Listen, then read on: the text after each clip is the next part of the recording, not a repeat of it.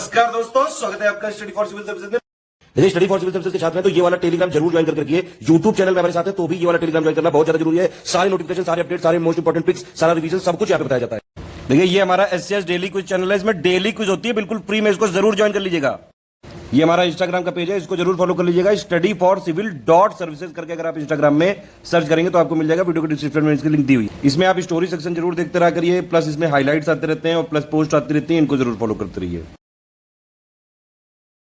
Study for civil services का मंतव्य एकदम स्पष्ट है। हम छात्रों का सिलेक्शन चाहते हैं और उसके लिए इस वीडियो को रिकॉर्ड किया जा रहा है। वैसे तो हमारा वीडियो मंथ एंड पर आता है, चूंकि आरओ पेपर है 5 दिसंबर को, लगातार उसकी तैयारी करवाई गई है चैनल के द्वारा, इस संस्था के द्वारा, चाहे फ्री में हो या फिर हमारे पेड मेंबर्स के लिए।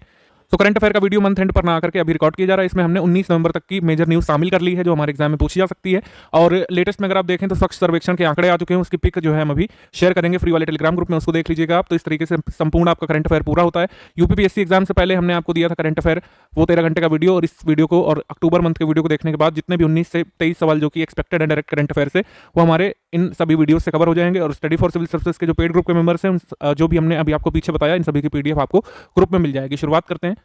देखिए इसमें लिखा जरूर है कि 1 से 17 नवंबर तक का, लेकिन हमने 19 तक की न्यूज़ इसमें शामिल कर ली है। और जो पेड मेंबर्स हैं उनको स्वच्छ सर्वेक्षण की पिक भी इसी पीडीएफ में शामिल होकर के मिल जाएगी शाम तक, ठीक है।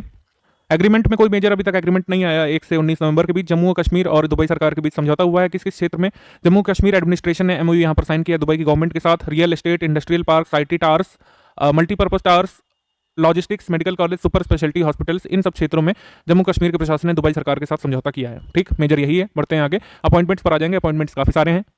पहला इंपॉर्टेंट अपॉइंटमेंट, राष्ट्रीय क्रिकेट एकेडमी के नेक्स्ट हेड हैं वीवीएस लक्ष्मण, क्योंकि राष्ट्रीय क्रिकेट एकेडमी के जो प्रेजेंट हेड श्री राहुल द्रविड़ हैं, उनको भारतीय टीम जो है, भारतीय क्रिकेट टीम, उसका हेड कोच बनाया गया पुरुष टीम का। तो अब जो कि राष्ट्रीय क्रिकेट एकेडमी के प्रमुख थे राहुल द्रविड़, अपना नया पद संभाल रहे हैं, तो उनकी जगह पर आ गए हैं वीवीएस लक्ष्मण, ठीक। तो राहुल द्रविड़ अब क्या बन गए हैं? भारतीय क्रिकेट टीम के हेड कोच बन गए हैं, भारतीय पुरुष क्रिकेट टीम के, ठीक है। महिला टीम के कौन है? रमेश पवार हैं, आपको पता होगा।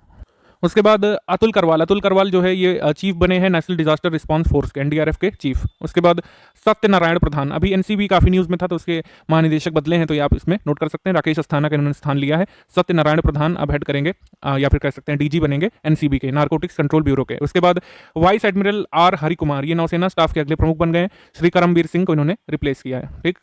बंधन बैंक के ब्रांड एम्बेसडर बने हैं जुबिन गर्ग। उसके बाद अरुण चावला ये फिक्की के नए डायरेक्टर जनरल बन गए हैं। बिमल पटेल ये अंतर्राष्ट्रीय कानून आयोग के या फिर अंतर्राष्ट्रीय विधि आयोग के लिए निर्वाचित किए गए हैं, ठीक है, 5 साल के लिए। इसके बाद मोहम्मद सिराज ये माई 11 सर्किल के ब्रांड एम्बेसडर बने हैं। फिर स्पेनिश जर्मन अभिनेता डैनियल ब्रूहल ये संयुक्त राष्ट्र विश्व खाद्य कार्यक्रम के सद्भावना राजदूत बने हैं, goodwill ambassador United Nations World Food Programme के, ठीक है।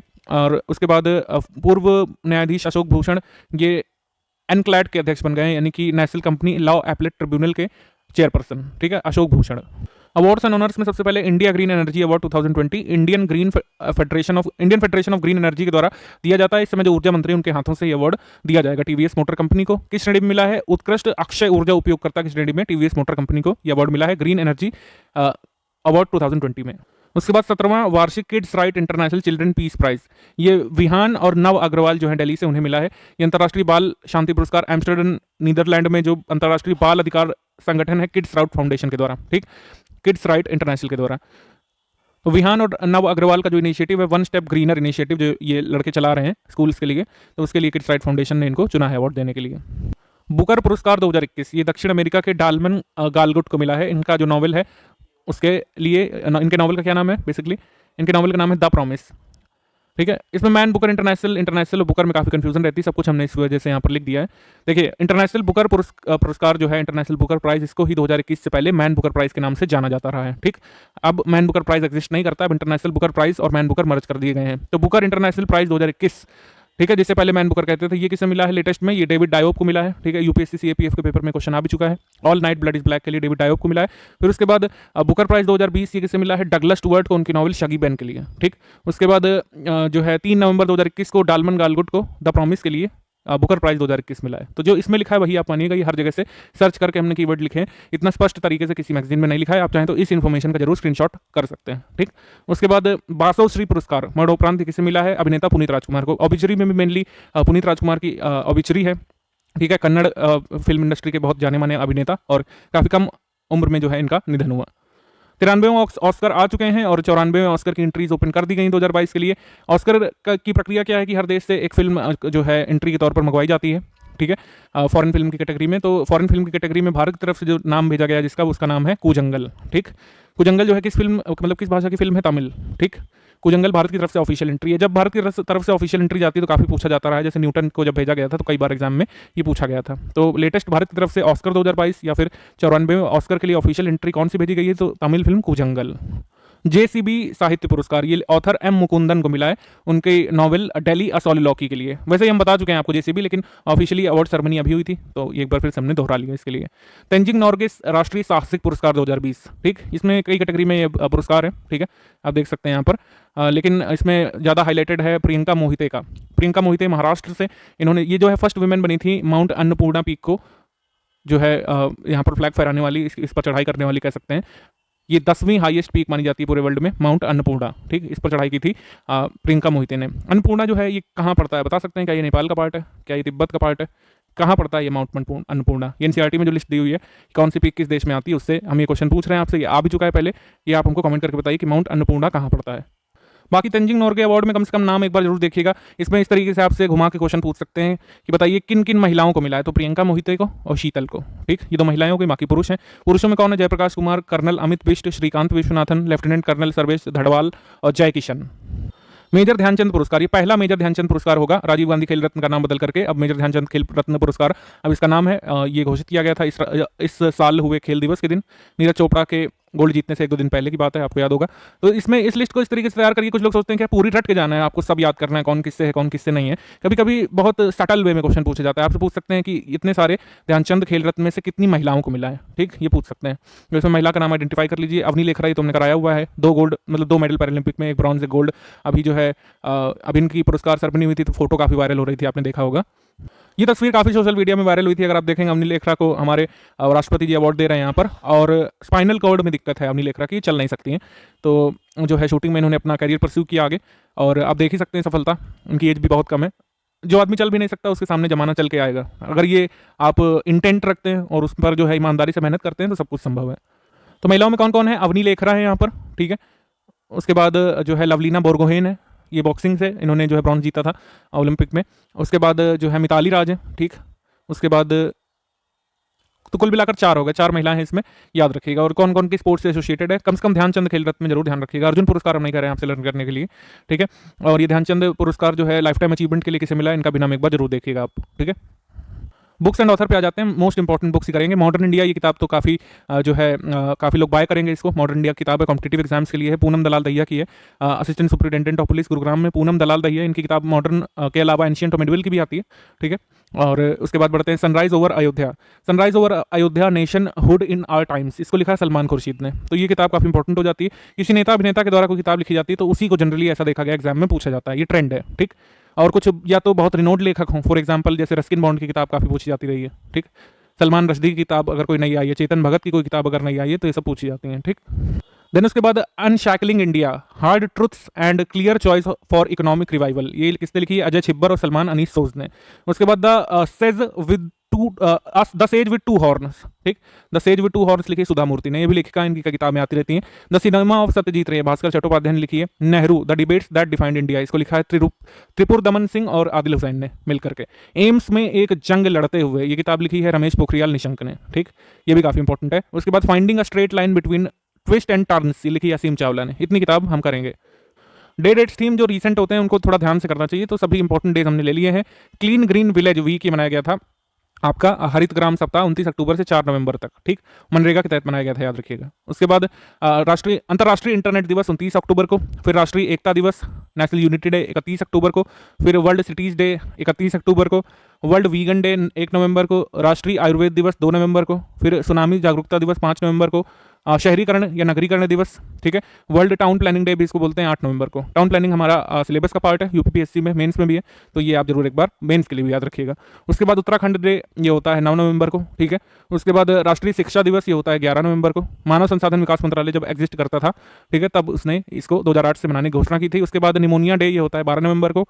बाल दिवस होता है 14 नवंबर को, और विश्व मधुमेह सप्ताह मतलब ये डायबिटीज डे भी होता है 14 नवंबर को। आप ऐसे याद कर सकते हैं कि बच्चों को चॉकलेट बहुत पसंद है, चॉकलेट मीठी होती है, मीठा खाने से डायबिटीज हो सकता है।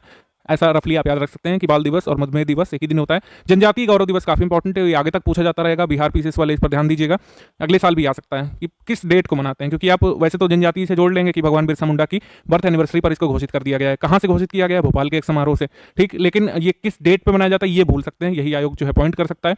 आपका आंसर हो जाएगा 15 नवंबर को हर साल जनजातीय गौरव दिवस मनाया जाता रहेगा। जैसे इस साल घोषित किया गया था कि पराक्रम दिवस हम लोग मनाएंगे सुभाष चंद्र बोस जी की जयंती पर, वैसे ही भगवान बिरसा मुंडा की बर्थ एनिवर्सरी पर हर साल अब जनजातीय गौरव दिवस मनाया जाता रहेगा। इसके बाद राष्ट्रीय प्रेस दिवस, ये 16 नवंबर को होता है। उसके बाद अंतर्राष्ट्रीय सहिष्णुता दिवस, ये होता है 16 नवंबर को।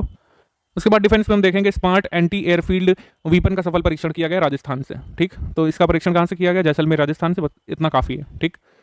ये एक ट्राइलेटरल मैरीटाइम एक्सरसाइज है, सिटमैक्स। सिटमैक्स अंडमान सी में हुई थी और ट्राइलेटरल का मतलब हुआ कि 3। तो कौन सी 3 यहाँ पर भाग ले रहे हैं? इंडिया, सिंगापुर और थाईलैंड की नेवीज इसमें पार्टिसिपेट कर रही हैं। इंडियन नेवल शिप जो है करमुक इसमें गया था सिटमैक्स में, ठीक है। इसके बाद स्कॉर्पियन क्लास पनडुब्बी वेला। तो प्रोजेक्ट 75 जो सबमरीन्स बनाने का कुल मिलाकर प्रोजेक्ट है इंडियन नेवी का, तो उसमें चौथी स्कॉर्पियन लिखा है लेकिन इसको स्कॉर्पियन पढ़िएगा आप। स्कॉर्पियन क्लास पनडुब्बी वेला का जलावतरण यहाँ पे किया गया है, ठीक है। ऑफिशियली नहीं किया गया है लेकिन अनाउंस किया गया है कि तैनात किया जाएगा आईएनएस वेला। तो अगर पूछे प्रोजेक्ट 75 सबमरीन्स में लेटेस्ट कौन सी आई है स्कॉर्पियन क्लास की, तो उसका नाम है आईएनएस वेला, ठीक। फिर उसके बाद हैकाथॉन सैन्य रण क्षेत्रम, ठीक है।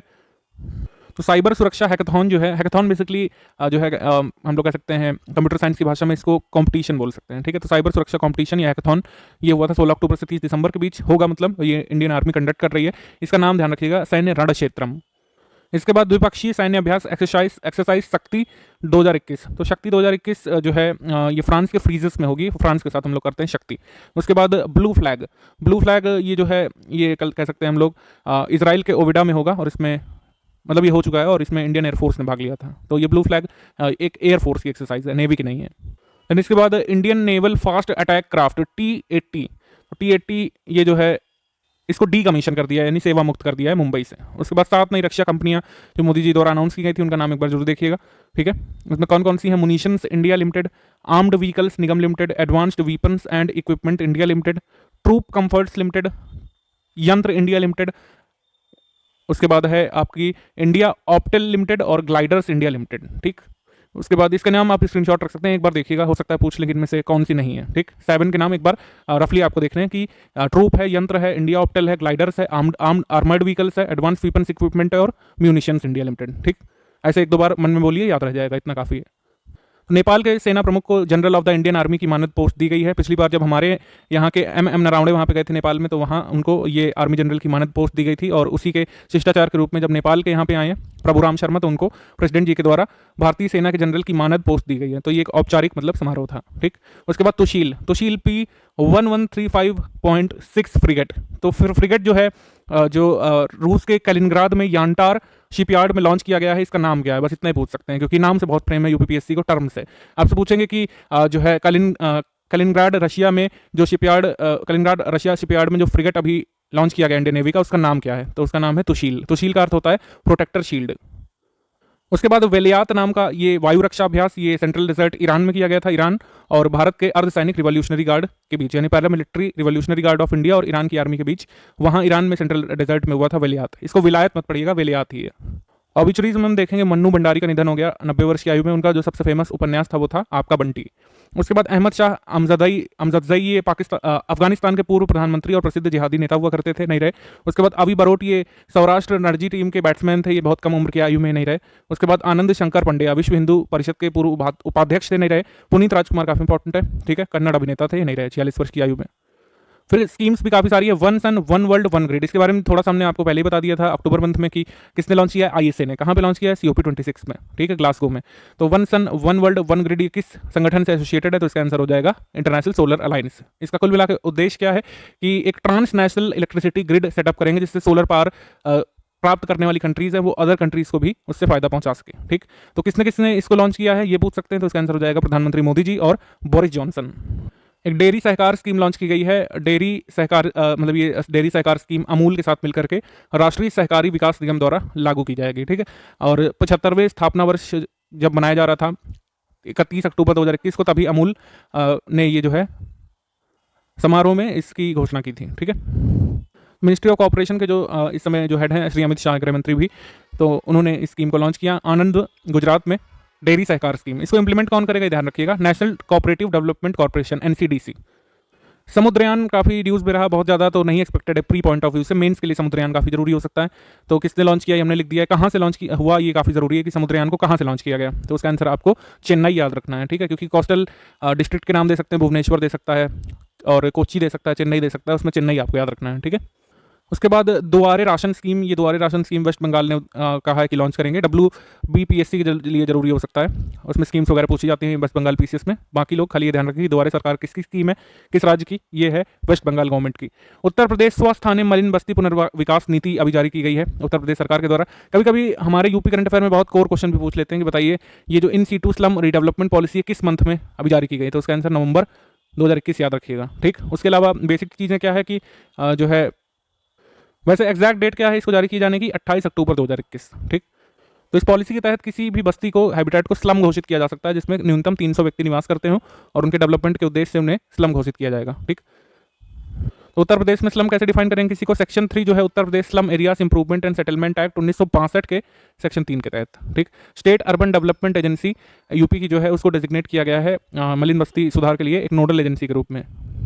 श्रमिक मित्र स्कीम दिल्ली की गवर्नमेंट लाई है हाल में, ठीक है, और योजना के तहत 800 श्रमिक मित्र निर्माण श्रमिकों तक पहुंचेंगे, सरकारी योजनाओं के बारे में जागरूकता क्रिएट करेंगे। जागरूकता के लिए तो कई सारी स्कीम उत्तर प्रदेश में भी चल रही है। उसके बाद सभी के लिए मुख्यमंत्री स्वास्थ्य योजना, मुख्यमंत्री मतलब हेल्दी, ये जो है chief minister health for all scheme जो है ये मणिपुर की गवर्नमेंट लाई है, बस इतना आपको याद रखना है। उसके बाद ये Tele Law mobile app Ministry of Law and Justice के द्वारा जारी किया गया है, किरण रिजिजू के द्वारा Tele Law mobile app launch किया गया है। इसके तहत सीधे कानूनी सलाह और परामर्श देने वाले पैनल के वकीलों से लाभार्थियों को जोड़ा जाएगा, ठीक। लेकिन ये थोड़ा सा असंभव सा लगता है कि क्या वाकई में जहाँ पर भारत में इतने सारे केस पेंडिंग है, क्या वाकई लीगल असिस्टेंस मिलेगा। खैर देखने वाली बात है। आप ये खाली याद रखिए कि Tele Law mobile app citizens के लिए लॉन्च किया गया है Ministry of Law and Justice के द्वारा, और ये सब चीज़ें आज़ादी का अमृत महोत्सव जो हम मना रहे हैं उसी के पार्ट्स के रूप में धीरे धीरे जारी की जा रही हैं। उसके बाद स्वस्थ महिला स्वस्थ गोवा पहल, ये यूवी कैन फाउंडेशन जो है युवराज सिंह पूर्व क्रिकेटर का, उसके साथ मिलकर के गोवा सरकार इस पर करेगी। इसमें क्या होगा कि free breast cancer screening provide करवाई जाएगी विमेंस के लिए। आप जानते हैं विमेंस में, मिडिल एज विमेंस में ब्रेस्ट कैंसर का काफ़ी खतरा होता है, तो यूवी कैन फाउंडेशन काम करती है कैंसर पेशेंट्स के लिए। युवराज सिंह को खुद कैंसर हुआ था, तब से उसके बाद से उन्होंने इस फाउंडेशन की नींव रखी थी यूवी कैन। इसमें आप देख रहे होंगे इसमें यूवी से यानी युवराज सिंह के नाम से एसोसिएटेड है, ठीक है। तो 2 वर्ष के लिए 1 लाख वुमेन को फ्री स्क्रीनिंग प्रोवाइड करेंगे ब्रेस्ट कैंसर के लिए गोवा गवर्नमेंट। उसके बाद स्कूलों के लिए भाषा संगम पहल, भाषा संगम पहल ये मिनिस्ट्री ऑफ एजुकेशन लाई है। माई गॉव ने एक मल्टीभाषी नामक एक स्टार्टअप है, उसने माई गॉव इंडिया के साथ मिलकर के भाषा संगम मोबाइल ऐप भी अभी लॉन्च किया है, ठीक। 1 डिस्ट्रिक्ट 2 प्रोडक्ट स्कीम अभी कौन सी सरकार ने लॉन्च किया है, उत्तराखंड की गवर्नमेंट ने। UKPSC वाले इसको एक बार देखिएगा, ये 25 अक्टूबर को लॉन्च की गई है 1 district 2 product scheme. Uttar Pradesh में चलती है 1 डिस्ट्रिक्ट 1 प्रोडक्ट स्कीम। अगर आपसे पूछ लें कि ये 1 डिस्ट्रिक्ट 1 प्रोडक्ट और ये सब जो सिस्टम है ये हमने कहाँ से लिया है, तो ये सबसे पहले पॉपुलर की गई थी ये चीज़ें जापान के द्वारा। कृषि उड़ान 2.0 योजना नागरिक उड्डयन मंत्रालय के द्वारा लॉन्च की गई है, उड्डयन मंत्री ज्योतिरादित्य M सिंधिया के द्वारा, ठीक है, जो पहले कांग्रेस में था बीजेपी में आ गए। तो कुल मिलाकर इसका उद्देश्य क्या है, आप इसमें बहुत डीप में ना जाकर के जितना इसमें लिखा है उतना जरूर याद रखिए इसके बारे में। Contribute towards improving value realisation through better integration and optimisation of agri produce and air transport. Air transport systems provide करेंगे लॉजिस्टिक्स के रूप में किसानों को, जिससे वो अपनी कृषि मूल्य श्रृंखला में स्थिरता और फ्लेक्सिबिलिटी ला सकें और अपनी आय को बढ़ा सकें। सिंपल बात, ठीक। ये धनवंतरी जेनरिक मेडिकल स्टोर योजना, इसके बारे में पहले बता चुके हैं। छत्तीसगढ़ की गवर्नमेंट की जेनरिक दवाइयाँ काफ़ी अधिक डिस्काउंट पर प्रोवाइड हो वहाँ के सिटीजन्स को, उसके लिए लॉन्च की गई है धनवंतरी जेनरिक मेडिकल स्टोर योजना छत्तीसगढ़ में। मुख्यमंत्री राशन आपके द्वार योजना, ये सिमिलर तरह की स्कीम आई है जैसे दुआरे राशन योजना है वेस्ट बंगाल गवर्नमेंट की, वैसे ही राशन आपके द्वार योजना है मध्य प्रदेश की, ये अभी शुरू की गई है अक्टूबर मंथ में, ठीक। उसके बाद सांसद स्थानीय क्षेत्र विकास योजना, इसमें बस इतना याद रखिए, इसमें वैसे तो ये पुरानी गवर्नमेंट स्कीम है लेकिन इसको कब तक के लिए बढ़ा दिया है, 15वें वित्त आयोग मतलब जब तक रहेगा, 15वां वित्त आयोग की अवधि जब तक है उसे तब तक के लिए बढ़ा दिया है 2025-2026 तक, ठीक। अभी जब startup India stand up India की अवधि बढ़ाई गई थी तो अभी एग्जाम में पूछा जा चुका है, ठीक। तो MP लैड स्कीम को कब तक के लिए बढ़ा दिया है, फाइनेंशियल ईयर 2025-2026 तक। क्या कोई बता सकता है कि इसमें MP को फंड कितना मिलता है अपने एरिया में डेवलपमेंट के लिए, टोटल कॉर्पस कितना होता है फंड का, ये आप हमको कमेंट करके बताएंगे। और ये पहले कुछ और होता था, कोविड के बाद इसको कुछ घटाया बढ़ाया गया है क्या, ये आप हमको कमेंट करके बताइए।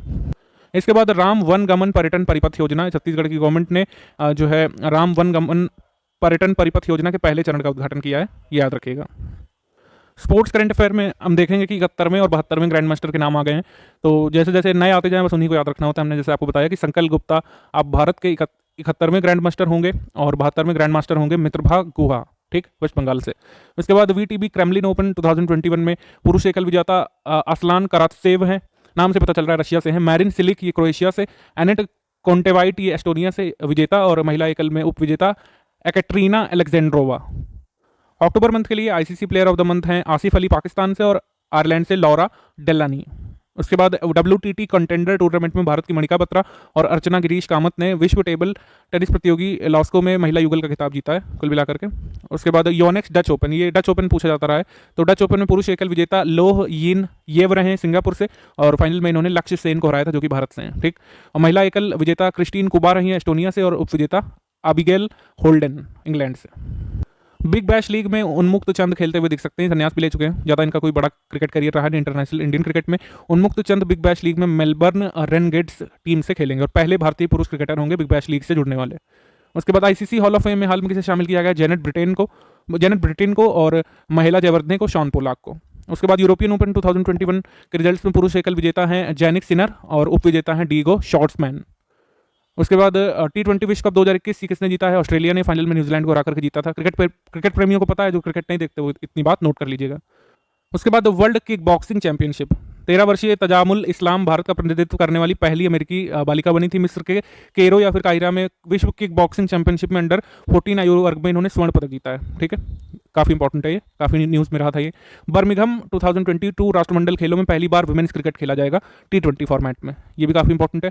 उसके बाद ISSF प्रेसिडेंट्स कप में वैसे तो कई इवेंट हुए थे, खाली हम स्वर्ण वाला आपको दिखा रहे हैं। स्वर्ण में आप देखेंगे किसने जीता, मनु भाकर ने मिश्रित टीम प्रतियोगिता में 10 मीटर में भी और 25 मीटर रैपिड फायर में भी, तो मनु भाकर का नाम याद रखेंगे यहाँ पर आप गोल्ड में। उसके बाद AIBA पुरुष विश्व मुक्केबाजी चैंपियनशिप, इसमें आकाश कुमार ने जो है इसमें ब्रॉन्ज जीता था, कांस्य पदक।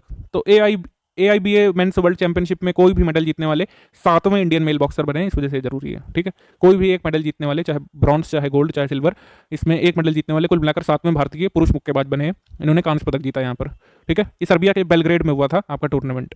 उसके बाद जोजो चैंपियनशिप का अगर आप देखें तो इसके विजेता थे हिदेकी मात्सुयामा, और दूसरा स्थान मिला था ब्रेंडल स्टील और कैमरून ट्रिंगेल की जोड़ी को, ठीक। ये गोल्फ टूर्नामेंट था आपका जो चैंपियनशिप कुल मिलाकर। ड्वेन ब्रेवो अब नहीं खेलेंगे क्रिकेट, ड्वेन ब्रेवो को जो लोग जानते हैं, आप देखते हैं कि वो T20 क्रिकेट हर फॉर्मेट में खेलने आ जाते हैं, अपने खेलेंगे। उसके बाद विक्टर डेनमार्क ओपन में पुरुष और महिला, पुरुष में विक्टर एक्सेल्सन ये डेनमार्क से हैं, केंटो मोमोटा ये जापान से हैं, ये हार गए, फाइनल में उप विजेता रहे। महिला एकल में जो है अकाने यामागुची ये जापान से ये जीती, और इन्होंने आंग सेनियोंग जो कि दक्षिण कोरिया की है, इन्हें हरा दिया था आपके फाइनल में। उसके बाद TCS बनी जगुआर की फॉर्मूला 1 की ई टाइटल पार्टनर, बस इतना याद रखिएगा, ठीक है। टाटा कंसल्टेंसी सर्विसेज ने British racing team Jaguar racing को ज्वाइन किया है और वो उनके टाइटल पार्टनर होंगे, ठीक। दुनिया के सबसे बड़े क्रिकेट बल्ले का अनावरण किया गया था, हैदराबाद क्रिकेट एसोसिएशन के अध्यक्ष मोहम्मद अजहरुद्दीन ने जो है परनोड रिकॉर्ड इंडिया लिमिटेड द्वारा डिजाइन किए गए दुनिया के सबसे बड़े क्रिकेट बल्ले को, जो जिसका नाम Guinness book of world record में दर्ज किया गया है, इसको अभी दिखाया है, ठीक। ये चिनार की लकड़ी से बना हुआ है। जब भारतीय टीम लीव कर रही थी दुबई के लिए ये T20 क्रिकेट खेलने के लिए वहाँ पर, तब ये इसका अनावरण किया गया था। इसकी हाइट है 56.10 फीट। 37वां मास्टर टाइटल नोवाक जोकोविच ने फाइनल में डेनियल मेडवेडेव को हरा करके ये फ्रांस पे अपना छठा पेरिस ये टाइटल जीत लिया है, और ये उनका कुल मिलाकर के 37वां मास्टर टूर्नामेंट था, ठीक है। तो पेरिस ओपन में किसने जीता, कुल मिलाकर आप याद रखेंगे नोवाक जोकोविच ने, फाइनल में किसको हराया, डेनिस मेडवेडेव को। उसके बाद 400 T20 विकेट लेने वाले सबसे युवा गेंदबाज बने हैं अफगानिस्तान के राशिद खान। उसके बाद पहली राष्ट्रीय योगासन sports championship, first national yoga sports championship, ये कहाँ पर होगी, भुवनेश्वर ओडिशा में, ठीक, याद रखिएगा, भुवनेश्वर ओडिशा में पहली राष्ट्रीय योगासन चैंपियनशिप होगी। नवंबर मंथ 2021 की समिट्स देख लेते हैं। 18वां आसियान भारत शिखर सम्मेलन था, कुल मिलाकर 9वां था, जिसमें मोदी जी ने भाग लिया भारत आसियान शिखर सम्मेलन में, और ये समिट ऑर्गेनाइज की गई थी सुल्तान ऑफ ब्रुनई की अध्यक्षता में, ठीक, बस इतना काफ़ी है। वीडियो कॉन्फ्रेंसिंग से हुआ तो वेन्यू कोई है ही नहीं। कन्फेडरेशन ऑफ इंडियन इंडस्ट्रीज का एशिया हेल्थ 2021 समिट हुआ था, ठीक है, और इसकी थीम थी transforming health for a better tomorrow. उसके बाद COP26, ये तो पता है, ये तो बहुत दिन से हम यहाँ पर पढ़ रहे हैं। इसमें जो भारत की अनाउंसमेंट है उसके बारे में देखिएगा। 5 सूत्री योजना या फिर पंचामृत लॉन्च किया गया इंडिया की तरफ से। प्रॉमिस किया गया है कि 2030 तक गैर जीवाश्म ईंधन से 500 गीगावाट की ऊर्जा का लक्ष्य है, अभी तक 450 गीगावाट इसको कहा जा रहा था, ठीक। उसके बाद 2030 तक 50% ऊर्जा का उत्पादन गैर जीवाश्म स्रोतों से भारत करेगा। 2030 तक 1 करोड़ टन उत्सर्जन में कमी लाना है, 1 करोड़ टन कार्बन के उत्सर्जन में कमी लाना है। उसके बाद 2030 तक कार्बन इंटेंसिटी में 45% की कमी लाना है। 2070 तक नेट जीरो उत्सर्जन अचीव करना है भारत को, ठीक, ये है। उसके बाद G20 समिट, ये रोम इटली में बहुत दिन से प्रस्तावित थी, तो इटली के प्राइम मिनिस्टर की अध्यक्षता में हुई थी, जिनका नाम ये है। अगली कहाँ पर होगी, उससे अगली कहाँ पर होगी, G20 समिट। अभी से हम लोग याद कर लेते हैं इसको। तो अपकमिंग G20 समिट्स यहाँ पर देख लीजिए, और पिछली वाली भी 2020 वाली सऊदी अरब में, 2021 वाली रोम इटली में, 2022 वाली इंडोनेशिया में और 2023 वाली इंडिया में होगी, ये याद रखिएगा आप। तीसरा मैरीटाइम कॉन्क्लेव कहाँ पे हुआ था, गोवा में, ठीक है। नेशनल वॉर कॉलेज गोवा में हुआ था, और नौसेना अध्यक्ष जो उस समय एडमिरल करमबीर सिंह थे, उन्होंने उसकी अध्यक्षता की थी। ये काफी जरूरी है कि Uttar Pradesh climate change conference से कहाँ पर हुई थी। Uttar Pradesh climate change conference हुई थी आपकी इंदिरा गांधी प्रतिष्ठान लखनऊ में। बहुत जरूरी, डायरेक्ट क्वेश्चन आ सकता है आने वाले पेपर्स में। इसमें सब जो चर्चा हुई थी वो लिखा हुआ है, बाकी सब। इसमें कार्बन न्यूट्रल आधारित मोबाइल ऐप लॉन्च किया गया और 3 इको पर्यटन सर्किट्स का शुभारंभ भी किया गया है। ये अलग से यूपी करंट पे करवाएंगे, लेकिन फिलहाल के लिए ये बहुत इंपॉर्टेंट है कि Uttar Pradesh climate change conference कहाँ पे हुआ था, लखनऊ में। आरबीआई का पहला वैश्विक हैकाथॉन हुआ है। आरबीआई ने डिजिटल पेमेंट पर फोकस करके एक हार्बिंजर 2021 इनोवेशन फॉर ट्रांसफॉर्मेशन नाम से एक अपना पहला हैकाथॉन कंपटीशन लॉन्च किया था, और इसकी जो मेन थीम थी वो थी स्मार्टर डिजिटल पेमेंट्स, ठीक है। Conference of ministers of tourism and culture of south region, यानी दक्षिण क्षेत्र के पर्यटन और संस्कृति मंत्रियों का सम्मेलन कहाँ पे हुआ था, बेंगलुरु में। उसके बाद कन्फेडरेशन ऑफ इंडियन इंडस्ट्रीज का health summit, Asia health summit कहाँ पर हुआ था, न्यू दिल्ली में। इसके बारे में ऊपर बता चुके हैं। उसके बाद 14वां शहरी गतिशीलता सम्मेलन और एक्सपो, ये कहाँ पे हुआ था, केरला में, और इसकी थीम थी मोबिलिटी फॉर ऑल, ये कोच्चि केरल में हुआ था। उसके बाद पीठासीन अधिकारियों की बैठक का उद्घाटन ये शिमला में हुआ था, मोदी जी इसमें शामिल हुए थे। उसके बाद अंतर्राष्ट्रीय बीज सम्मेलन ये कहाँ पर हुआ था, रोम में, ठीक है। 4 और 5 नवंबर को रोम में हुआ था, G20 कॉन्फ्रेंस के दौरान ही। उसके बाद तीसरा हेलीकॉप्टर शिखर सम्मेलन ये कहाँ पर हुआ था, देहरादून उत्तराखंड में, ठीक है। उसके बाद आदिवासी गौरव दिवस महासम्मेलन ये भोपाल में हुआ था, और यहीं से घोषित किया गया कि हर वर्ष 15 नवंबर को जनजातीय गौरव दिवस बनाया जाएगा। यहाँ पर प्रधानमंत्री जी ने सिकल सेल उन्मूलन मिशन लॉन्च किया, राशन आपके द्वार योजना लॉन्च की, जो अभी हमने ऊपर डिस्कस करी, ठीक है। उसके बाद अफगानिस्तान पर दिल्ली क्षेत्रीय सुरक्षा वार्ता, ये 3rd डायलॉग ऑन अफगानिस्तान था। पहले 2 कहाँ पे हुए थे, पहले 2 जो है ईरान में हुए हैं, 2018 का भी, 2019 का, और कोविड के बाद से हो नहीं पाया था, तो 2021 में ये 3rd सिक्योरिटी डायलॉग हुआ है अफगानिस्तान पर। ये दिल्ली में आयोजित हुआ था, और इसमें अजीत डोभाल ने पार्टिसिपेट किया था, ठीक। उसके बाद 29वां हुनर हाट कहाँ पे लगेगा, 29वां हुनर हाट उत्तर प्रदेश के रामपुर में। हुनर हाट वैसे लगते रहते हैं, हम ज़्यादा उसमें नहीं फोकस करते हैं, ना ही लोकेशन पर, क्योंकि उत्तर प्रदेश में लगेगा, इस वजह से आप याद रखिएगा कि 29वां हुनर हाट कहाँ पे लगा, ये लगा था रामपुर में। रैंक्स रिपोर्ट्स इंडेक्स देख लेते हैं। पब्लिक अफेयर्स इंडेक्स 2021 बेंगलुरु स्थित एक कह सकते हैं हम लोग नॉन प्रॉफिट ऑर्गेनाइजेशन है, पब्लिक अफेयर्स सेंटर, इसने जारी किया है। तो बड़े राज्यों में टॉप पर इन्होंने रखा है केरल, तमिलनाडु, तेलंगाना को। छोटे राज्यों में सिक्किम, मेघालय को। केंद्र शासित प्रदेशों में पुडुचेरी, जम्मू कश्मीर और चंडीगढ़ को रखा है इन्होंने, ठीक। तो इसमें ये कुल मिलाकर ये है कि शासन की गुणवत्ता यानी क्वालिटी ऑफ गवर्नेंस और कोविड के दौरान किस तरीके से हैंडल किया गया था सिचुएशन को राज्यों के द्वारा, उसके आधार पर पब्लिक अफेयर्स इंडेक्स में इन राज्यों को कैटेगरी वाइज रैंक दी गई है। Global drug policy index 2021 harm reduction consortium के द्वारा जारी की गई। इसमें नॉर्वे टॉप पर है, न्यूजीलैंड, फिर पुर्तगाल, आखिरी पर ब्राजील है। कुल 30 देशों की रैंकिंग थी और भारत का स्थान इसमें 18वां है 30 देशों में से, ठीक। उसके बाद स्टेट एनर्जी एफिशिएंसी इंडेक्स, ये ऊर्जा मंत्रालय के द्वारा आता है, मिनिस्ट्री ऑफ पावर के द्वारा कुल मिला करके।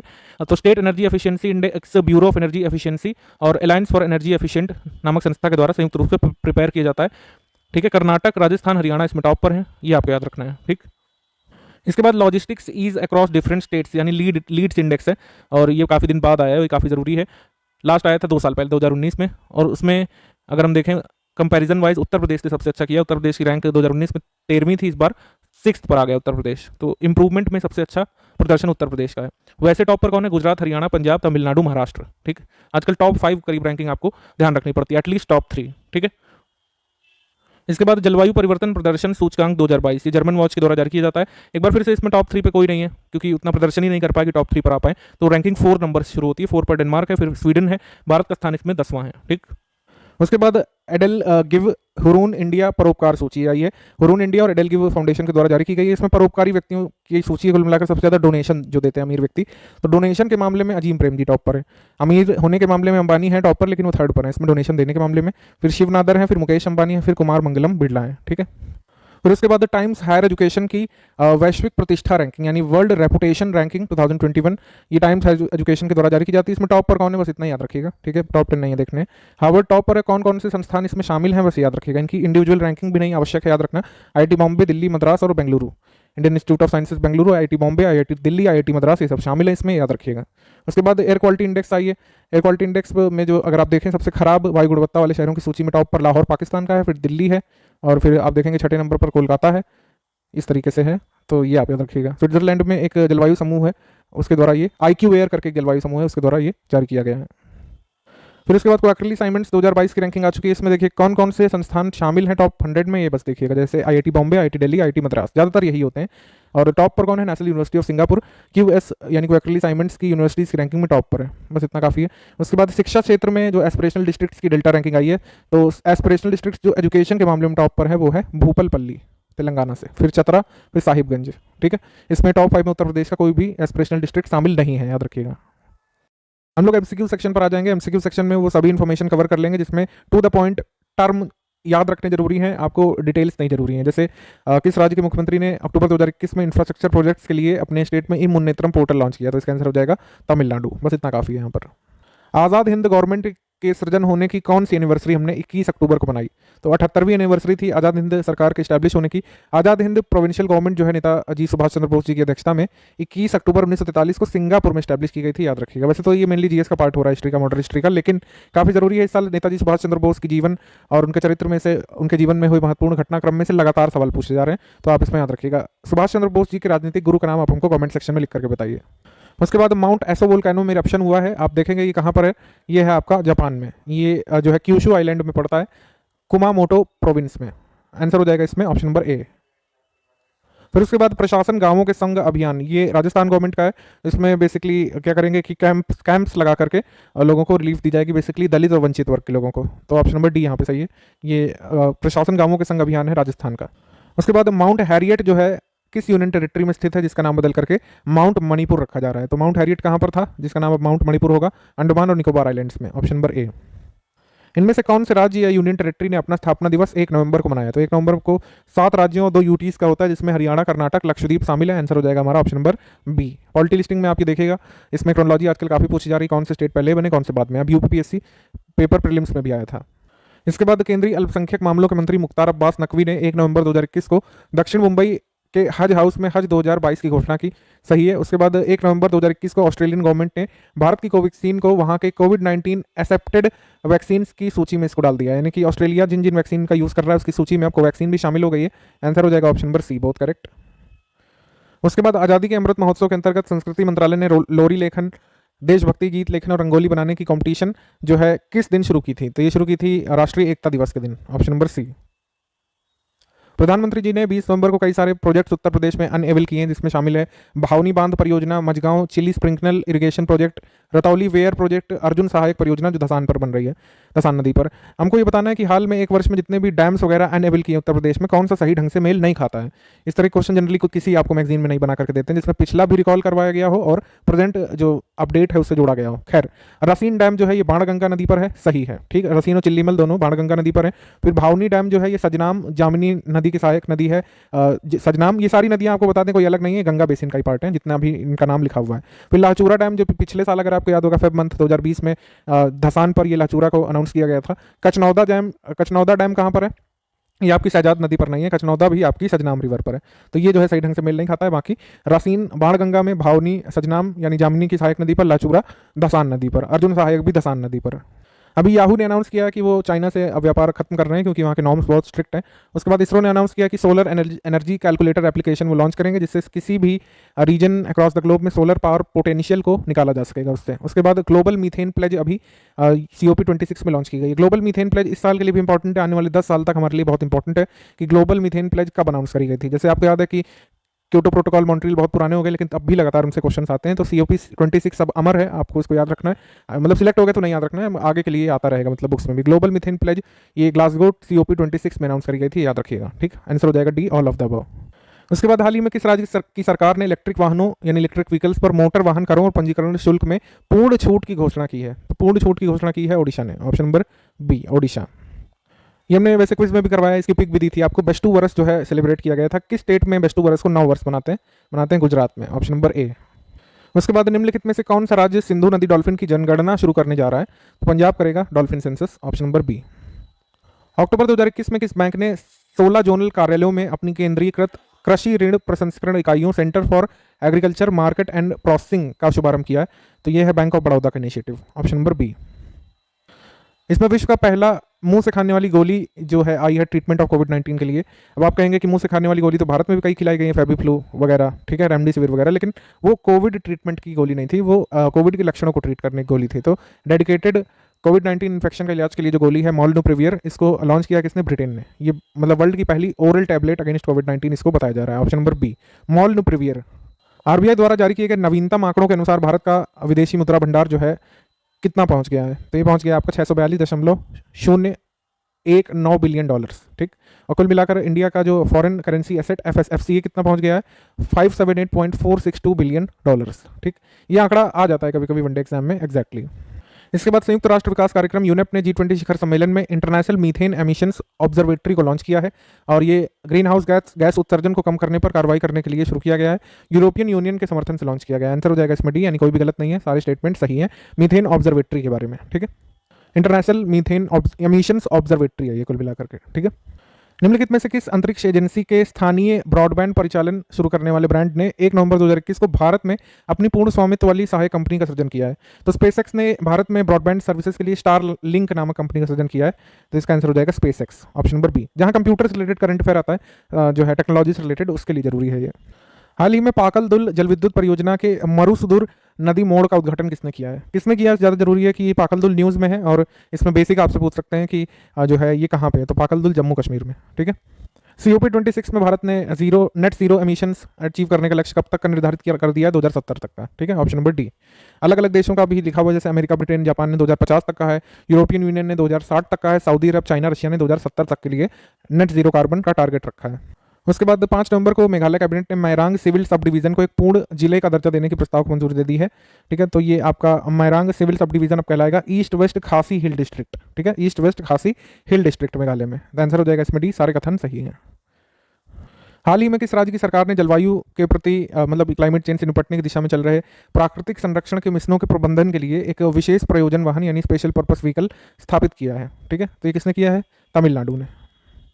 निम्नलिखित में से कौन सा कथन सही है? भास्कर अब्द को असम के आधिकारिक कैलेंडर में अब जोड़ा जाएगा। भास्कर अब्द कब से मनाया जाएगा? भास्कर अब्द मनाया जाएगा उस डेट से जब से 7th सेंचुरी के जो किंग हैं कामरूप के भास्कर वर्मन, जो कि हर्षवर्धन के समकालीन माने जाते हैं, वो अपने राजगद्दी पर बैठे थे, तब से ये डेट जो है कैलकुलेट की जाएगी, तब से कैलेंडर शुरू होता है, ठीक है।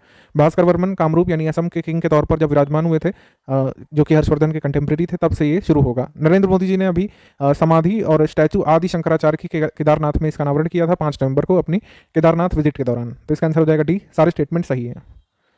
ऑस्ट्रेलिया और कनाडा की कुछ private companies university of technology Sydney के सहयोग से एक मून मिशन प्लान कर रही हैं। किस वर्ष तक ऑस्ट्रेलिया एक रोवर भेजेगा चंद्रमा पर पानी की खोज करने के लिए? ये मून मिशन कंडक्ट होगा जैसा कि अनाउंस किया गया है 2024 तक, ऑप्शन नंबर सी।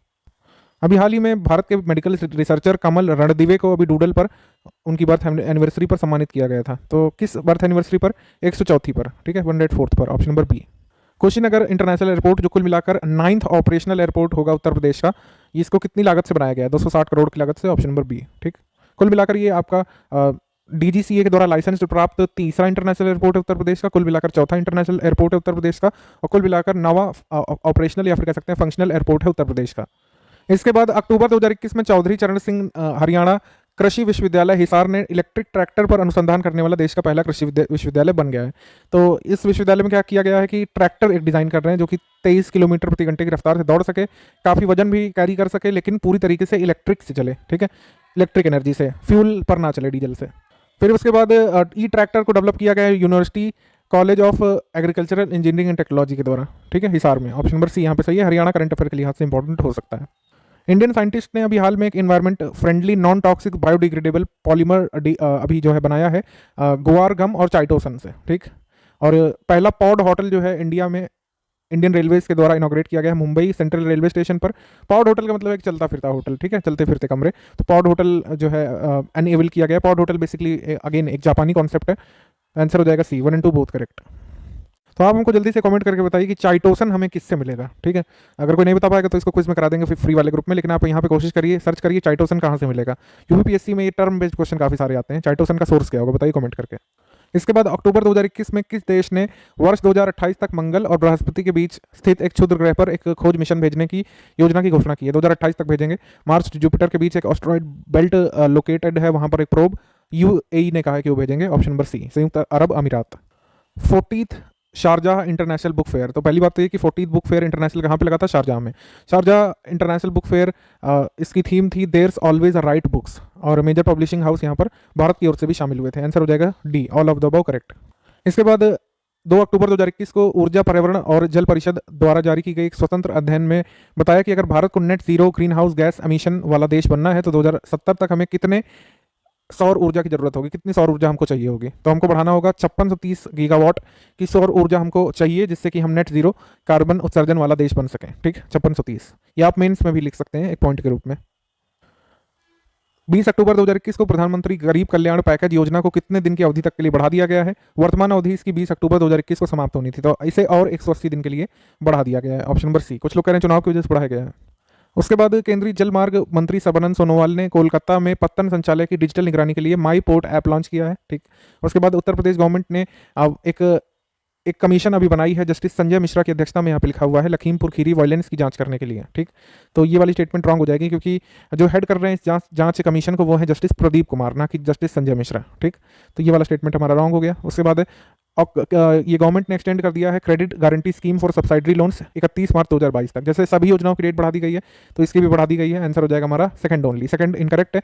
उत्तर प्रदेश ने प्रदीप कुमार समिति का सृजन किया है, जो कि एक रिटायर्ड जज हैं इलाहाबाद हाई कोर्ट के, जो कि देखेंगे कि जो खीरी में जो हिंसा हुई थी उसके लिए कौन जिम्मेदार है। आंसर हो जाएगा इसमें बी।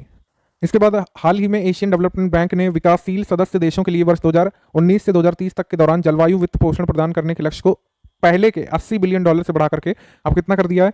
तो एशियन डेवलपमेंट बैंक ने अपना कमिटमेंट बढ़ा दिया है। पहले कहा था कि इस 11 वर्ष की अवधि में इतना इन्वेस्ट करेंगे डेवलपिंग कंट्रीज के लिए, अब इन्वेस्ट करेंगे 100 बिलियन, बस इतना काफ़ी है।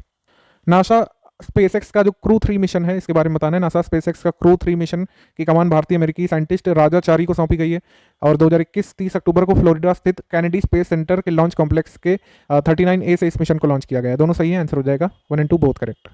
सिनेमन स्टिक जो होती है, जो मसाले डाले जाते हैं सब्जी में कुछ अच्छी डिश बनाते समय, तो सिनेमन कल्टीवेशन जो है अभी हाल में हिमाचल प्रदेश ने स्टार्ट किया है। CSIR Himalaya institute of bioresource technology की मदद से हिमाचल प्रदेश एग्रीकल्चर मिनिस्टर वीरेंद्र कंवर ने पहला सिनेमन प्लांट लगाया है ऊना डिस्ट्रिक्ट हिमाचल प्रदेश में। और हिमाचल प्रदेश भारत का पहला देश, मतलब भारत का पहला राज्य होगा जिसने एक ऑर्गेनाइज्ड कल्टीवेशन सिनेमन का शुरू किया है। तो आंसर हो जाएगा इसमें D, all of the above. इस न्यूज़ को आप एग्रीकल्चरल करंट अफेयर का पार्ट मान सकते हैं। हमसे डायरेक्टली पूछ सकते हैं कि भारत का पहला राज्य कौन सा होगा जिसने एक ऑर्गेनाइज्ड कल्टीवेशन सिस्टम शुरू किया है, यानी दाल चीनी उत्पादन की एक संगठित खेती करने का प्रयास शुरू किया है। तो उसका आंसर हो जाएगा हिमाचल प्रदेश।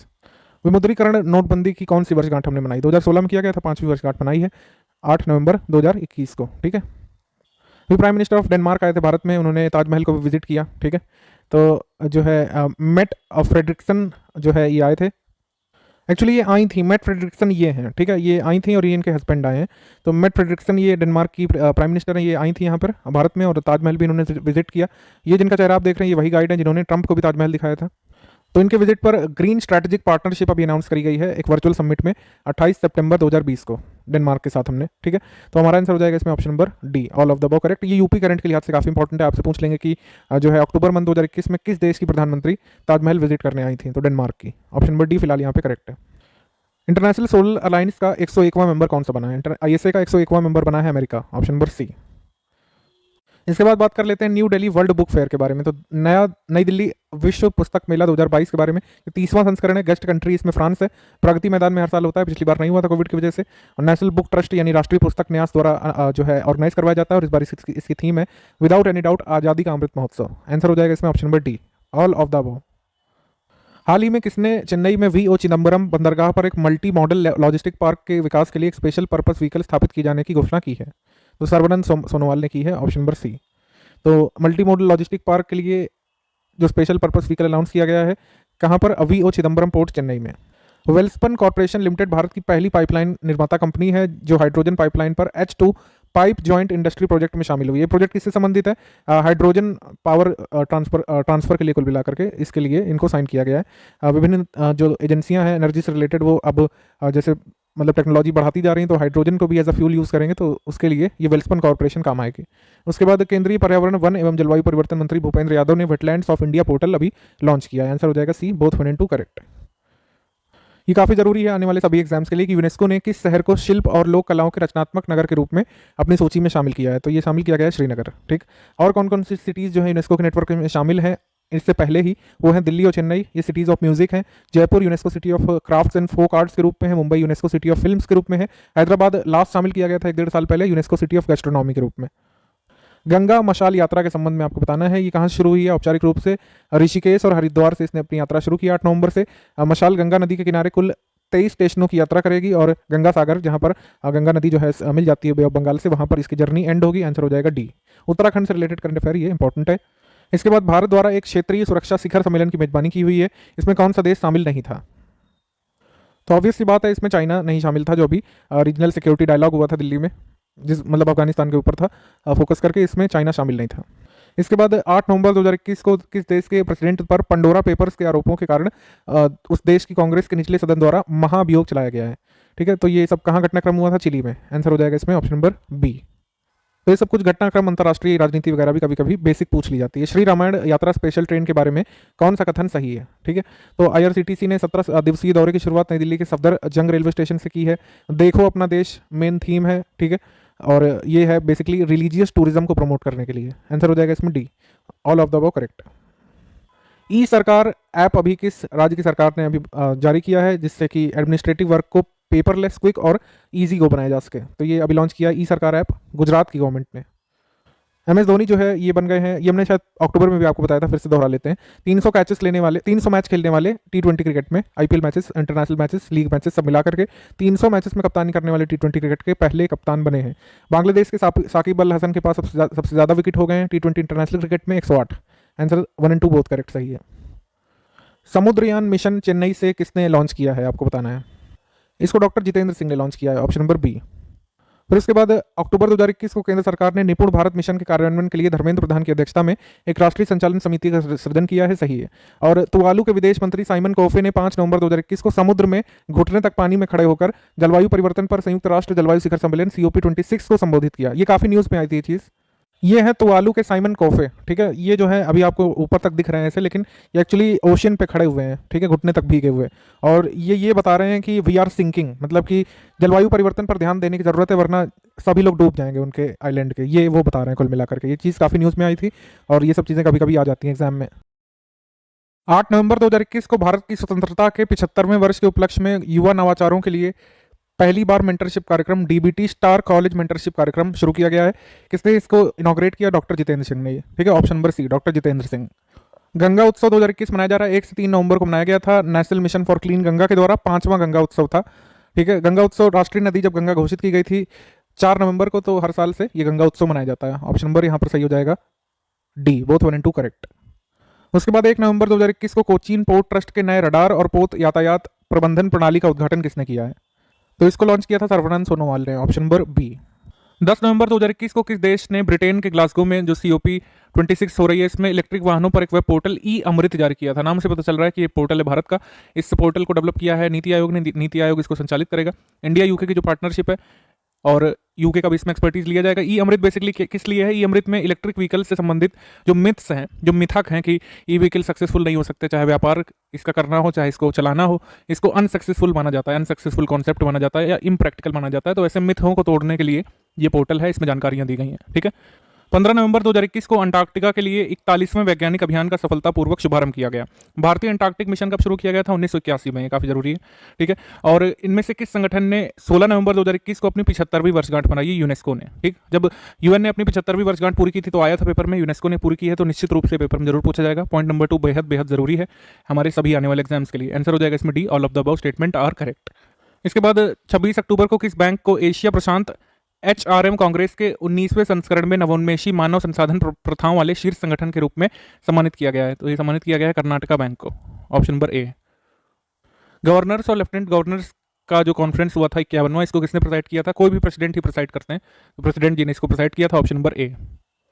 कॉन्जुगेट वैक्सीन काफी चर्चा में रहती है। Conjugate vaccine, pneumococcal conjugate vaccine कार्यक्रम कर्नाटक राज्य ने शुरू किया है 12 नवंबर से और विश्व निमोनिया दिवस के दिन शुरू किया गया था। इसका उद्देश्य है जागरूकता फैलाना, बच्चों में निमोनिया प्रेरित मृत्यु दर को कम करना और रुग्णता को कम करना। आंसर हो जाएगा इसमें डी, न्यूमोकोकल वैक्सीन मिशन के बारे में डी, यानी सभी स्टेटमेंट सही है। ओनाके ओबव्वा जयंती मनाने की शुरुआत इनमें से किस स्टेट ने की है? ये की है कर्नाटका ने, ऑप्शन नंबर ए, कर्नाटक। भारतीय रेलवे ने किस रेलवे स्टेशन पर अपने पॉड कॉन्सेप्ट रिटायरिंग रूम या फिर पॉड होटल रूम का अनावरण किया है? तो इसका आंसर हो जाएगा Mumbai central railway station, option number A. ठीक है, इसके बारे में ऊपर भी हम वैसे बात कर चुके हैं, इस तरीके से भी सवाल पूछा जा सकता है। होटल ना देकर के रिटायरिंग रूम लिख सकते हैं उसमें। अभी हाल में शिरडी एयरपोर्ट को ऑफिशियली शुरू किया गया है। 2017 में इस हवाई अड्डे का उद्घाटन किसने किया था? तो रामनाथ कोविंद जी ने किया था 2017 में इसका उद्घाटन, और इसका फाइनली संचालन अब शुरू कर दिया गया है, शिरडी हवाई अड्डा। फिर इसके बाद है कि COP 26 तो हो चुकी है, तो 27 और 28 कहाँ के लिए अनाउंस करी गई है, ये आपको बताना है। इसके बाद तो इसमें जो है 27 वाली कहाँ पे होगी? शर्म अल शेख, कैरो, इजिप्ट में। ठीक है, और UAE में होगी फिर आपकी COP 28। ये अभी से आगे के लिए याद रखिए, पूछा जा सकता है। Citizen tele law application launch किया गया, ये हम सेक्शनल करंट अफेयर में स्कीम्स वाले सेक्शन में डिस्कस कर चुके हैं। भादला सोलर पार्क जो है इस समय, भादला सोलर पार्क, ये राजस्थान में जोधपुर के पास भादला में, ये वर्ल्ड की सबसे बड़ी इस समय तक लार्जेस्ट सोलर पावर पार्क है, और ये 14,000 एकड़ तक फैली हुई है। तो हमारा आंसर हो जाएगा इसमें ऑप्शन नंबर सी, बोथ 1 और 2 करेक्ट है यहाँ पर। अभी NTPC ने बोला था 1-2 महीने पहले, आपको याद होगा, कि कक्ष में बनाएंगे इससे भी बड़ी, लेकिन आज की डेट तक अगर पूछे कि वर्ल्ड की सबसे बड़ी सोलर पार्क कहाँ पर है, जोधपुर के भादला में है। इसके बाद RBI खुदरा प्रत्यक्ष योजना और रिजर्व बैंक एकीकृत लोकपाल योजना किसने लॉन्च की है? तो इसका आंसर हो जाएगा आपका Narendra Modi, option number A. Noro virus का पहला केस कहाँ से देखा गया? ये भी एक जूनोटिक डिसीज है, ये केरल के वायनाड में इसका पहला केस देखा गया है नोरो वायरस का, ऑप्शन नंबर सी। इनमें से किस राज्य की सरकार ने कैसरे हिंद नाम की बटरफ्लाई को राजकीय तितली घोषित किया है? तो ये किया है अरुणाचल प्रदेश ने, ऑप्शन नंबर ए। राष्ट्र रक्षा समर्पण पर्व, इसके बारे में बताना है। आज़ादी के अमृत महोत्सव के एक पार्ट के रूप में 17 से 19 नवंबर को मनाया गया। मोदी जी ने इसमें पार्टिसिपेट किया, ठीक है, और राजनाथ सिंह जी ने इस पर पार्टिसिपेट किया। इसका ये कहाँ पे मनाया गया, ये बहुत जरूरी है, इसकी लोकेशन ही हमसे पूछी जाएगी एग्जाम में। झांसी में मनाया गया, ठीक है, राष्ट्र रक्षा समर्पण पर्व। आंसर हो जाएगा D, all of the above. इसके बाद निम्नलिखित में से किस केंद्रीय मंत्री ने एक नया बाजार खंड green day ahead market launch किया है? Green day ahead market launch किया है RK सिंह ने, option number A. LBSNAA Mussoorie में सरदार पटेल नेतृत्व केंद्र राष्ट्र को किसने समर्पित किया है? तो डॉक्टर जितेंद्र सिंह ने ही, ऑप्शन नंबर डी। भारत के पहले खाद्य सुरक्षा संग्रहालय के बारे में कौन सा कथन सही है? इसको किसने इनॉग्रेट किया, उनका नाम लिखा हुआ है, ठीक है, पीयूष गोयल का नाम ध्यान रखिएगा। कहाँ पे खोला गया है, सबसे जरूरी यही है। FCI ने इसको तमिलनाडु के तंजावुर में स्थापित किया है। भारतीय खाद्य निगम यानी FCI और विश्वेश्वरैया औद्योगिक व तकनीकी संग्रहालय बेंगलुरु द्वारा इसको जो है डेवलप किया गया है संयुक्त रूप से, ठीक है। उसके बाद आ जाते हैं हम अगले पर। अक्टूबर 2021 में GST की शुरुआत होने से अब तक का दूसरा सबसे अधिक GST कलेक्शन किया गया है, और अब तक का सर्वाधिक कलेक्शन अप्रैल 2021 में किया गया था। जॉल GB व्यापार मेले का उद्घाटन उत्तराखंड के पिथौरागढ़ में हुआ है। पिछले साल ये नहीं हो पाया था मेला कोविड की वजह से, इस साल इसको कंटिन्यू किया गया है। आंसर हो जाएगा इसमें डी, सारे कथन सही है। फिर इसके बाद हाल ही में किस देश के सांसदों ने दिवाली को देश में राष्ट्रीय अवकाश घोषित करने का एक विधेयक पेश किया था? अमेरिका ने, option number A. First ever Apple festival India में कहाँ पर मनाया गया था? जहाँ एप्पल का गढ़ है, श्रीनगर में, ठीक है। फिर उसके बाद हिसार हरियाणा में महारानी लक्ष्मीबाई महिला कॉलेज, भिवाड़ी रोहिल्ला में रानी लक्ष्मीबाई की प्रतिमा का अनावरण किया गया था हरदीप सिंह पुरी के द्वारा, सही है। आंसर हो जाएगा सी, बोथ 1 और 2 करेक्ट। उसके बाद भारत के किस राज्य ने देश का सबसे पहला बांस से बना क्रिकेट का बैट और स्टंप विकसित किया है? तो यहाँ पर त्रिपुरा, आंसर हो जाएगा ऑप्शन नंबर बी। फिर उसके बाद अंतरिक्ष यात्री वांग याम्पिंग नाम की महिला अंतरिक्ष में जाने वाली पहली चीनी महिला होंगी। शांक्सी प्रांत से सैटेलाइट लॉन्च सेंटर से दुनिया का पहला पृथ्वी विज्ञान उपग्रह गुआंगमू लॉन्च किया गया है, जिसका कोड नेम है SDGsat-1, इससे लॉन्च किया गया है, ठीक है। तो ये दो अलग अलग जो है डेवलपमेंट्स है स्पेस के बारे में।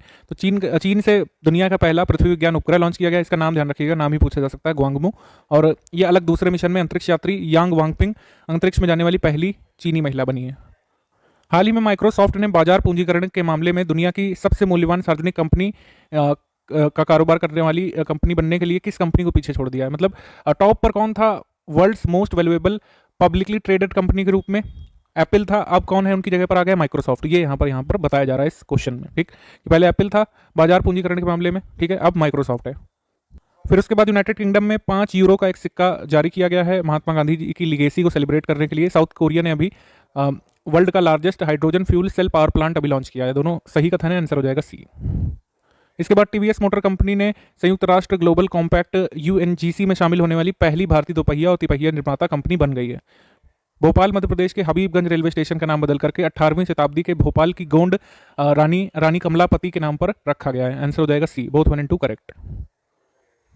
इसके बाद हाल ही में किस राज्य में 2 एकड़ क्षेत्र में फैले भारत के पहले घास संरक्षण केंद्र या जर्मप्लास संरक्षण केंद्र का उद्घाटन किया गया है? तो ये रानीखेत में किया गया है, उत्तराखंड के अल्मोड़ा डिस्ट्रिक्ट के रानीखेत में। उत्तराखंड करंट अफेयर के लिहाज से इंपॉर्टेंट है, ऑप्शन नंबर ए। भारत के पहले ओपन एयर रूफटॉप ड्राइव इन मूवी थिएटर का उद्घाटन मुंबई में किया गया है। ठीक है। उसके बाद ब्यूटी और फैशन ई कॉमर्स प्लेटफॉर्म नायिका जो काफ़ी फेमस है आजकल, इसकी सीईओ संस्थापक फाल्गुनी नायर भारत की सबसे अमीर सेल्फ मेड विमेन बन गई हैं। ऑक्सफोर्ड इंग्लिश डिक्शनरी द्वारा साल 2021 के लिए वैक्स को वर्ड ऑफ द ईयर घोषित किया गया है। तो आंसर हो जाएगा इसमें डी, यानी कोई भी कथन गलत नहीं है, सभी सही है। जो लोग सोच रहे हैं कि वैक्स आखिर क्यों है, तो वैक्सीन वर्ड से लिए है, ठीक है, मतलब वैक्सीन से ये वैक्स लिया गया है। वैक्स को वो कंटेंट कहा जा रहा है जो वैक्सीन के रूप में हमारे शरीर में डाला जाता है एंटीबॉडी को बनाने के लिए, ठीक। तो ये वैक्सीन से वैक्स आया है, वर्ड ऑफ द ईयर।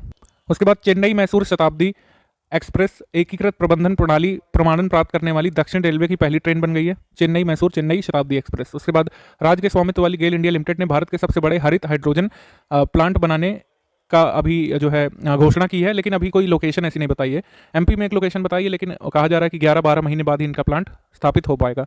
और अभी जो है इससे पहले गेल से पहले किसने अनाउंस किया कि वो मथुरा में प्लांट बनाएंगे, आपको याद है, करंट अफेयर में हमने बताया है। तो ये थोड़ा सा यहाँ पर रिकॉल कर लेते हैं। आपको याद होगा हमने बताया था सितंबर के मंथ करंट अफेयर में कि IOCL इंडियन ऑयल कॉर्पोरेशन जो इंडिया की लार्जेस्ट ऑयल कंपनी है, इसने कहा है कि भारत का पहला ग्रीन हाइड्रोजन प्लांट मथुरा में स्टैब्लिश करेंगे, ठीक है, जो ऑयल और क्लीन एनर्जी दोनों की आवश्यकताओं को पूरा करेगा। तो देखते हैं मथुरा वाला पहले बनता है कि गेल इंडिया लिमिटेड बनाती है। हालांकि आपको दोनों न्यूज़ में फर्क पता होना चाहिए। उसके बाद तीसरा स्टेटमेंट है, केंद्रीय माध्यमिक शिक्षा बोर्ड ने वीरता पुरस्कारों के बारे में जागरूकता फैलाने के लिए स्कूलों में वीर गाथा परियोजना लॉन्च करने की घोषणा की है। सही है, आंसर हो जाएगा डी, सभी स्टेटमेंट सही है। इस मंथ की सबसे बड़ी न्यूज़ हम कह सकते हैं इसको, क्योंकि ये आगे लगातार पूछा जा सकता है। तेलंगाना के पोचमपल्ली को UNWTO द्वारा विश्व के सर्वश्रेष्ठ पर्यटन गांवों की श्रेणी में भारत की ओर से शामिल कर लिया गया है इस लिस्ट में, ठीक है। भारत ने 3 गांवों की लिस्ट में, मतलब जो एंट्री भेजी थी पिछले वर्ष, अगर आपको याद हो, UNWTO में सर्वश्रेष्ठ पर्यटन गांवों की मतलब ये सूची में शामिल कर जाने के लिए भारत की तरफ से 3 गांवों के नाम भेजे गए थे। मेघालय से कोंगथोंग, मध्य प्रदेश से लाड़पुरा खास और तेलंगाना से पोचमपल्ली। तो फाइनली 3 में से पोचमपल्ली को फाइनल किया गया है UNWTO के वर्ल्ड बेस्ट टूरिज्म विलेजेस की लिस्ट में, ठीक। ये है यहाँ पर श्यामा प्रसाद मुखर्जी पोर्ट कोलकाता में है। ये फर्स्ट मेजर इंडियन पोर्ट बन गया है जो हम लोग कह सकते हैं radio over internet protocol system प्राप्त करने वाला। तो इसका स्क्रीनशॉट जरूर ले लीजिएगा, नोट कर लीजिएगा, आंसर हो जाएगा हमारा डी। कोई भी स्टेटमेंट गलत नहीं है, तीनों स्टेटमेंट सही है, और इसलिए बार बार इसको सही लिखा जा रहा है, जिससे ऐसा ही आप लिखा हुआ याद कर लें। तेलंगाना का पोचमपल्ली वाला जरूर जो है आने वाले एग्जाम में पूछा जाएगा। 100 साल पहले वाराणसी से चोरी की गई मूर्ति को किस देश में वापस लाया गया है, जो वाराणसी के काशी विश्वनाथ मंदिर की शोभा बढ़ाएगी। तो ये मूर्तियां जो चोरी कर ली गई थी कनाडा से दिल्ली वापस लाई गई थी, और उसके बाद इनको स्थापित किए जाने के लिए दिल्ली से लेकर वाराणसी तक एक शोभा यात्रा निकाली गई थी उत्तर प्रदेश सरकार के द्वारा। आंसर हो जाएगा इसमें बी। इसके बाद है, पहले वायु प्रदूषण रोधी टावर के बारे में कौन सा सही है। केंद्रीय भारी उद्योग मंत्री महेंद्र नाथ पांडे ने नोएडा में उत्तर प्रदेश राज्य के पहले वायु प्रदूषण नियंत्रण टावर का उद्घाटन किया, और वायु प्रदूषण नियंत्रण टावर प्रोटोटाइप को राज्य द्वारा संचालित भारत हैवी इलेक्ट्रिक्स लिमिटेड द्वारा विकसित किया गया है। आंसर हो जाएगा सी, बोथ 1 and 2 करेक्ट, ठीक है। ये उत्तर प्रदेश करंट अफेयर्स के लिहाज से इंपॉर्टेंट है।